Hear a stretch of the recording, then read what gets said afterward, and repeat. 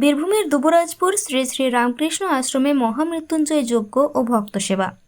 বীরভূমের দুবরাজপুর শ্রী শ্রী রামকৃষ্ণ আশ্রমের উদ্যোগে 1 জুন মহামৃত্যুঞ্জয় হোমযজ্ঞের আয়োজন করা হয়। এই নিয়ে এই মহাযজ্ঞ পঞ্চম বর্ষে পড়ল।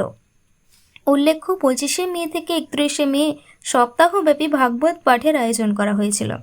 ভাগবত পাঠ বিরামের পর এদিন সত্যানন্দ মঞ্চে এই মহামৃত্যুঞ্জয় যজ্ঞের আয়োজন করা হয়। বিশ্ব শান্তি, বিশ্ব কল্যাণ ও নিরোগমুক্ত পৃথিবীর জন্য এই মহামৃত্যুঞ্জয় যজ্ঞের আয়োজন হয় বলে জানিয়েছেন দুবরাজপুর শ্রী শ্রী রামকৃষ্ণ আশ্রমের শীর্ষসেবক স্বামী সত্য শিবানন্দ মহারাজ।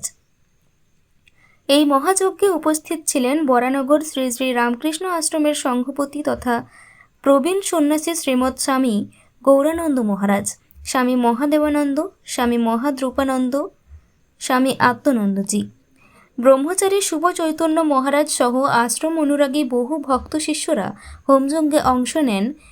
আশ্রমের নিত্য পূজারী মধুসূদন চ্যাটার্জি পৌরোহিত্য করেন। কোচবিহারের সীতায় শ্রী শ্রী রামকৃষ্ণ আশ্রমের মঠাধ্যক্ষ স্বামী বিজ্ঞানানন্দজি মহারাজ। মৃত্যুঞ্জয় মহাযজ্ঞ সমাপনান্তে এদিন দুপুরে অন্তত 2000 অনুরাগী ভক্ত শিষ্য অন্নপ্রসাদ গ্রহণ করেন। আজকে দুবরাজপুর শ্রী শ্রী রামকৃষ্ণ আশ্রম আয়োজিত যে সপ্তাহব্যাপী ভাগবত কথার শুভ সূচনা হয়েছিল, গতকাল অর্থাৎ 31শে মে তার পরিসমাপ্তি ঘটেছে ভাগবত কথার।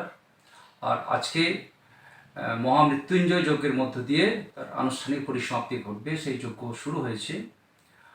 এই ভাগবত কথা পরিবেশন করলেন সীতায় শ্রী রামকৃষ্ণ আশ্রমের মঠাধ্যক্ষ পূজ্যপাদ শ্রীমৎ স্বামী বিজ্ঞানানন্দজি মহারাজ, এবং এর শুভ সূচনা করেছিলেন আমাদের সংঘপতি শ্রীমৎ স্বামী গৌরানন্দজি মহারাজ। তারা উপস্থিত রয়েছেন। তাদের সকলের উপস্থিতিতে, অন্যান্য সন্ন্যাসী ব্রহ্মচারী বহু ভক্তের উপস্থিতিতে আজকে মহামৃত্যুঞ্জয় যজ্ঞ চলছে বিশ্ব কল্যাণের জন্যে। প্রত্যেক মানুষের সুস্থতা কামনা করছি আমরা ভগবানের কাছে। এই মহামৃত্যুঞ্জয় যজ্ঞের মধ্য দিয়ে আমাদের যে অশুভ শক্তি আছে তার বিনাশ ঘটবে, শুভ শক্তির উদয় হবে এবং পৃথিবীতে শান্তি বিরাজ করবে।